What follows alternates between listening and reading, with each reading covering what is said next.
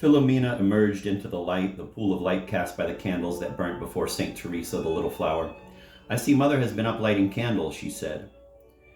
"Has she a particular devotion to St. Teresa?" "Well, Teresa was a nun, of course, and she was a very humble sort. Humility was what she specialized in. She was more good at it than anybody in her convent. She was more famous for it. Mother reckons we all ought to be that humble. St. Teresa went into the convent when she was very young. They weren't going to let her, but she put her foot down about it. They tried to stop her, but she wouldn't take no for an answer. There was no holding her. She complained to the Pope. You must have been studying her life. We have a book in the convent library." "Is your library extensive?" "Well, there's some lives of the saints. Oh, and a turf guide. That's Sister Anthony's." Philomena put out her hand and leant heavily on the back of one of the treacle-stained benches. She seemed a little out of breath. St. Teresa eventually pegged out from her chest, like my Aunt Dymphna. In St. Teresa's case, it was the penances she used to do that brought it on. But I don't think that was the case with my aunt. Humble to the last and wanting to offer her mortal agony up as a sacrifice for sinners, the saint refused those medicines that could have relieved her final distress. So the book says. I don't know whether Dymphna was offered any morphine. I expect she took some whiskey.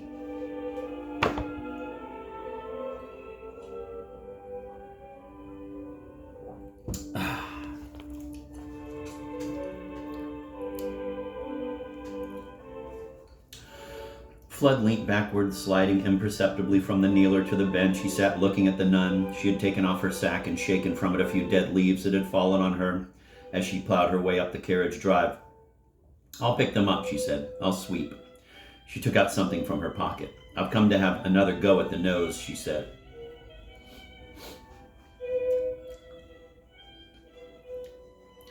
Fludd followed her gaze up to the statue of the Virgin. It seemed a hammer blow had taken the tip of her nose clean off. "I did that," Philomena said. "It didn't seem reverent altogether, but I needed a flat bit to start with, so I borrowed a chisel from the men's fellowship, from Mr. McAvoy. The first nose I put on was with modeling clay, and then I thought I could paint it, but of course it would have to be fired first, so that wasn't a success. So now I've been trying with plasticine." She held it out on the palm of her hand, kneading different bits together to try to get the shade. "I think she should be darker," Fludd said. "Realistically, she came from an eastern island." "I can't think the bishop would take to that idea." "I have seen black virgins," Fludd said. "In France they call them Our Lady sous terre. In their processions only green candles are burnt." "It sounds pagan," she said doubtfully. "Will you excuse me, Father? I have to get up there on that bench." "Of course." He stood up quickly and moved away. Philomena made a deep genuflection to the altar, then sat down on the bench opposite and began to pull off her Wellingtons. "I would help you, sister," Fludd said, "but you know." "I'll have them off in a minute," she said, kicking and wrestling. He turned his eyes away. She laughed, grunted, and tussled. "There." The boots fell over onto the stone flags. Spry and nimble now, she stepped up onto the bench where he had been sitting and stretched out to reach the Virgin. "What would you think?" she asked. "Make the nose first, then slap it on, or try to work it while I'm up here?" "I think you should model it in situ. May I try? I am taller." "Hop up then, Father. You will certainly have a longer reach." He stepped up on the bench beside her, and she took a sideways step to accommodate him, then gave him the plasticine from her fingertips. It was the color of bloodless skin and cold to the touch. He worked it in the palm of his hand. He faced the Virgin at point-blank range and stared into her painted blue eyes. Sister Philomena watched intently as he reached forward and planted his model on the statue's face. He could feel her attention fastening on his hand. He could smell the wet surge of her habit, and when he looked sideways in an unspoken request for her opinion, he could see the white blonde down on her cheek. As if to steady herself, she put out a hand to the Virgin's slippery, narrow shoulder, and it lay there cold and blue-veined against the blue of the painted cloak.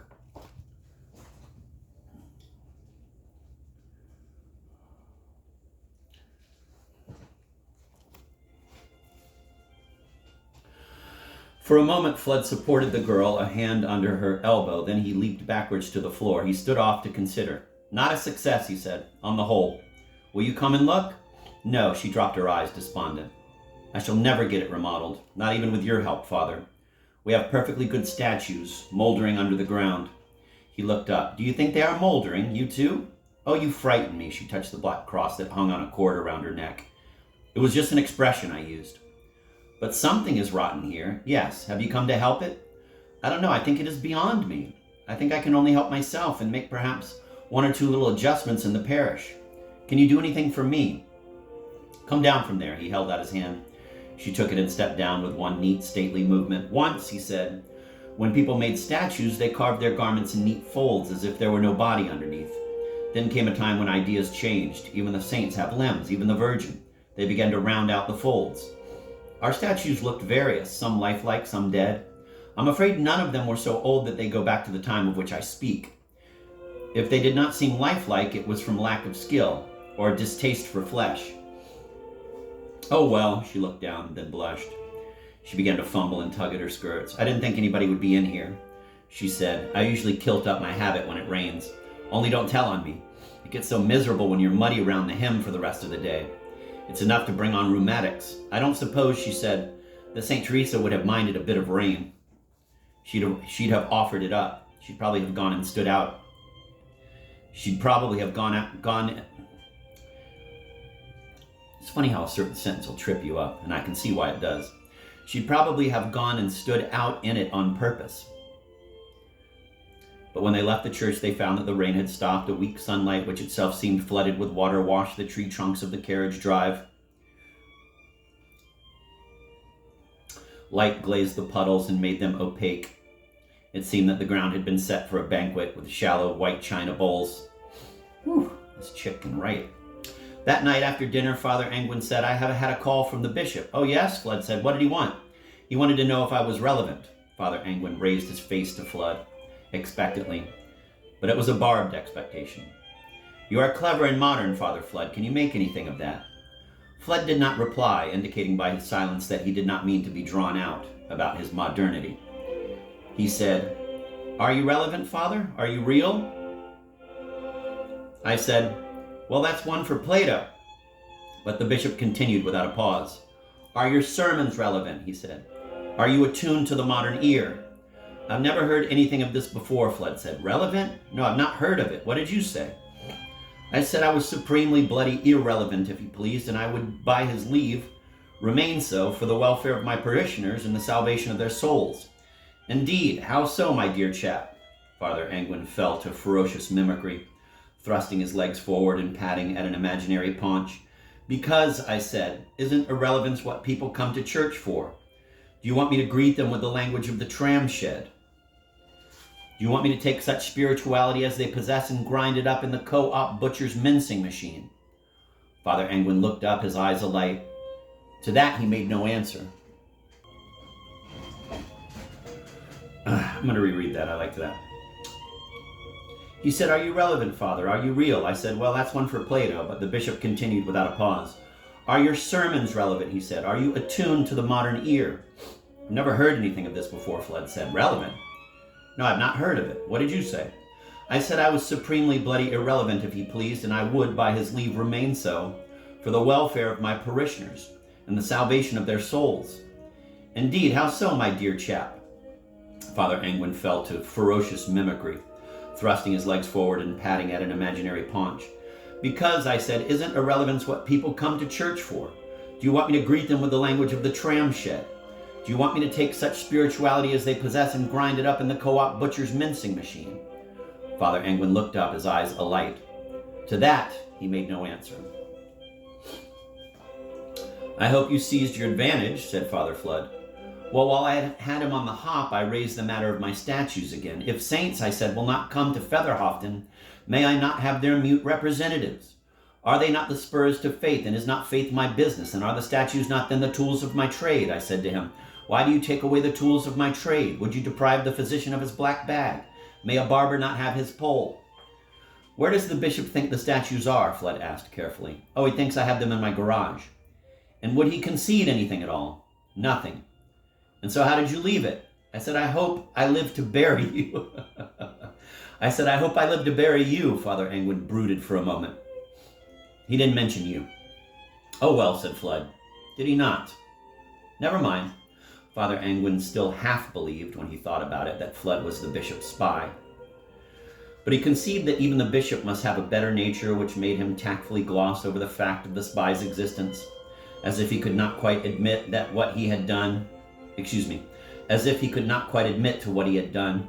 Either that, or his left hand knows not what his right hand is doing. Father Anglin, of course, was the worse for drink. Father Fludd gently pointed this out to him, and went into the kitchen to get Agnes to make him some coffee. Coffee was an innovation, one that he was working on. You grind, Miss Dempsey, you measure, you moisten, you heat, you filter. Well, Miss Dempsey would say, I don't know what the result will be. It will be a substance I have never beheld before. Wow, that's interesting.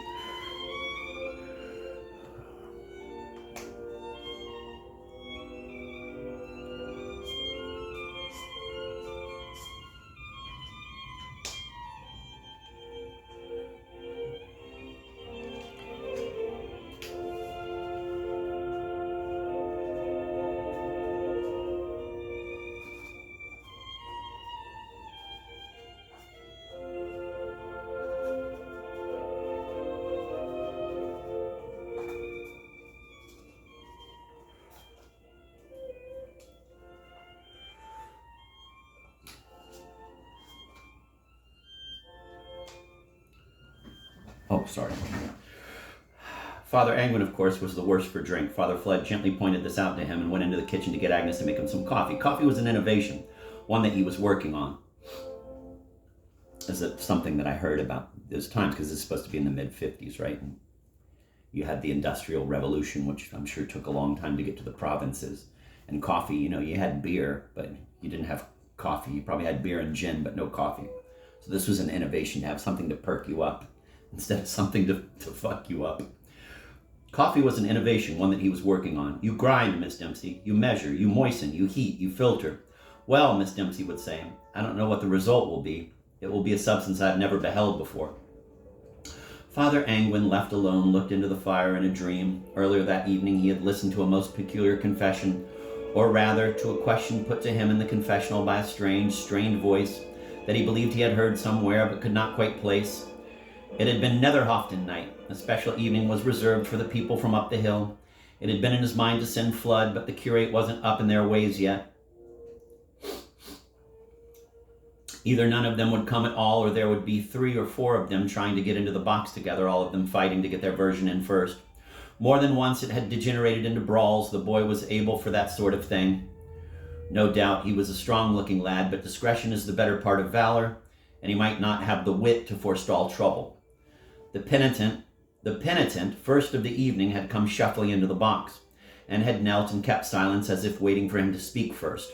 After a while it had occurred to him that this was some Netherhoftonian who had come back to church after 20 or 30 years, hoping that the new priest was a soft touch and who did not know where to begin on his or her sins, and who might anyway have forgotten the usual form of words. Encouragingly, he prompted, Bless me, Father, for I have sinned.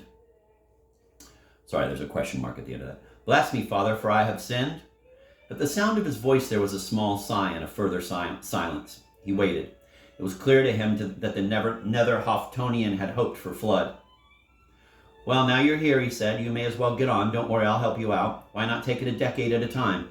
But first tell me, how long is it since your last confession? Not long, the penitent said flatly.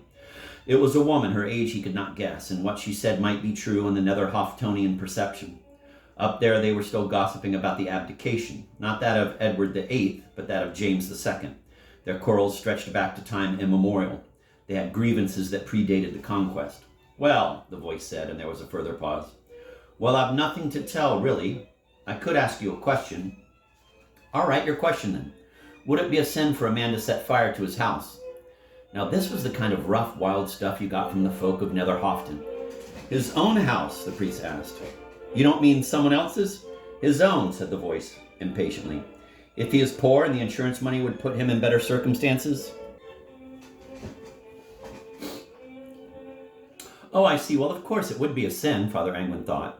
I did not know that in Netherhofton they had insurance. If I were a company, I would refuse them. It's a crime besides. Arson and fraud. Oblige me by putting the notion out of your head.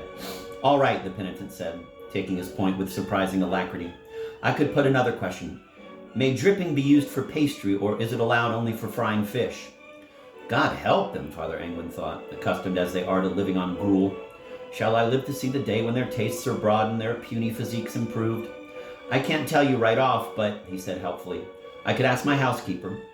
Why don't I do that? You could come back next week and hear the answer? I'm sure that if you're struggling, she'd be willing to give you many hints and tips in the culinary line. A pause. No, the voice said. Fasting and abstinence. That's what I'm talking about. Lenten regulations. And on a Friday through the year. Does dripping count as meat? Or does it count as butter? That's a tough one, the priest said. Let me think about it, will you?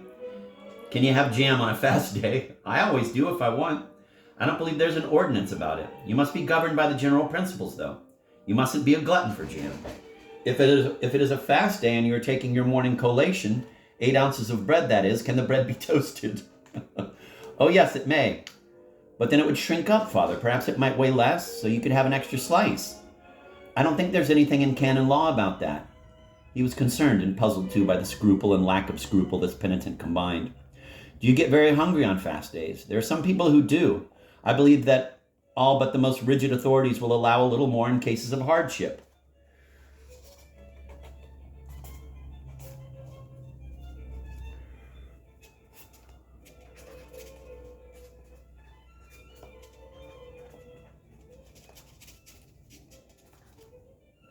Damn it.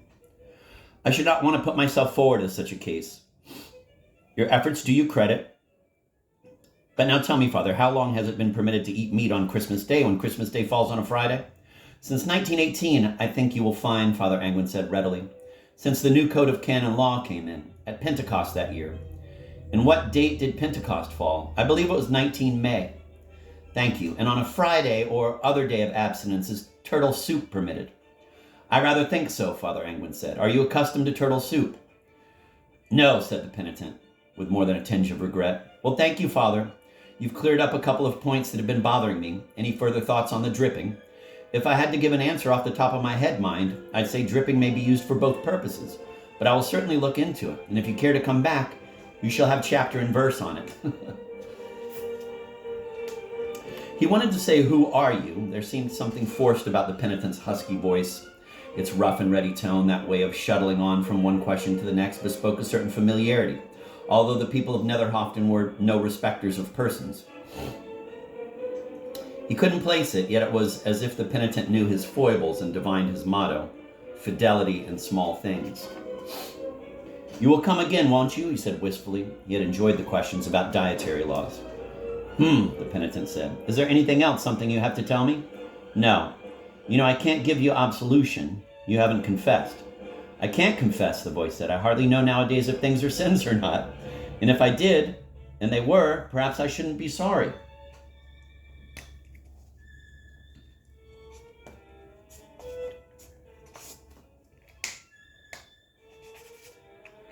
You don't need perfect contrition, Father Angwin said.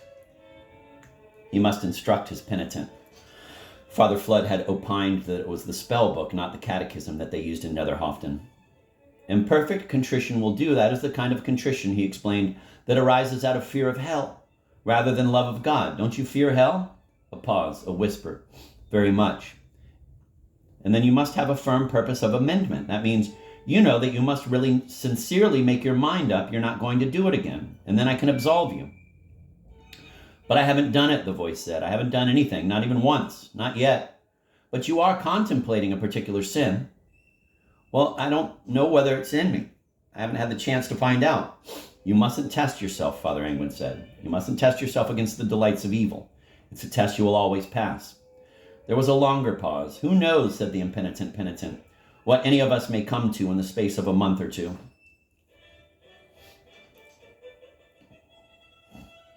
No one else had been at confession tonight, and now staring into the fire with the whiskey between himself and the occasion, Father Angwin knew perfectly well who his penitent had been.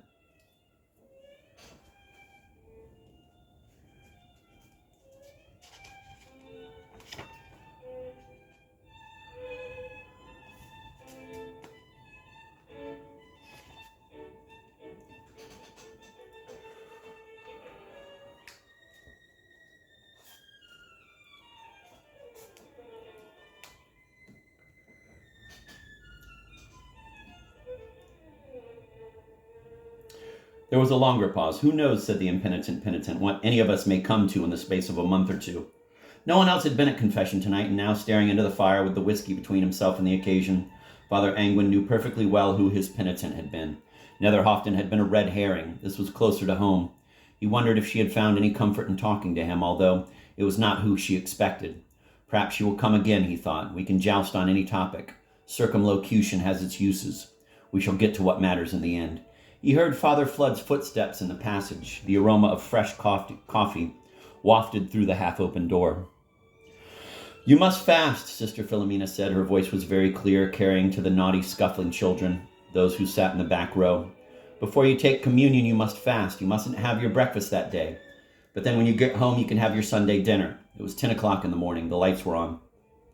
The rain came down outside. The children near the radiators had a baked smell coming from them. Their Wellington boots stood tenantless along the far wall. They swung their feet, woolen sausages of sock extending 6 inches beyond their toes. The children were almost 7 years old. She was preparing them. Next spring, they would go to confession for the first time. She would lead them up to the church on a Friday morning, and on the Sunday following, they would make their first communion. She wondered if there was anything they could do between Friday and Sunday to make a mess of her efforts. How can you tell if they are in mortal sin? You can't keep them in your pockets. Philomena was no sentimentalist. She knew what they were capable of. Great sins of violence and uncharity were open to them now. As adults, they would find their range smaller. A child put up his hand. "If we only have to fast for 3 hours, sister, couldn't we have us breakfasts if we get up very early?" "You could. It might not be good for your digestion eating at such an hour." "What if I did get up, though, sister, and had us breakfast, and then I found out that us clock was wrong? Mustn't I go to communion that day?" "Well, if it was a genuine mistake..." The children flustered her. "I don't know," she said. "I will ask Father Angwin, or I might look it up in my question and answer book," she thought. What is time, anyway? The book went on about real times and mean times. It made reference to meridians. It talked about deductions for summertime and indicated the good practice for people who went by sundials. "It's to do with Greenwich," she said. "All would be well if you were right by Greenwich. All would be well if you were right by Greenwich. Is Greenwich like Lourdes?" they said, putting up their hands. "Is there cures? Is there miracles there?" Philomena found the children difficult, more difficult week by week. Perpetua said that the sacrament worked of itself. They didn't have to understand. She, Philomena, was only required to see that they could go through the motions. "What if I'm doing the fast," one said, "and my tooth comes out and I swallow it?" "That would just be a little accident," Philomena said. "You could still take the sacrament." "But sister, you said we wasn't to touch the host with us teeth. When it was in your stomach..." From the next classroom, she heard Perpetua's voice raised. She knew the signs and symptoms. Soon she would have her cane out. "What if I'm doing the fast and a fly flies down us throat?" "That'll do now," she said. "There's plenty of time for the answers to these questions. Now we're going to get up very quietly."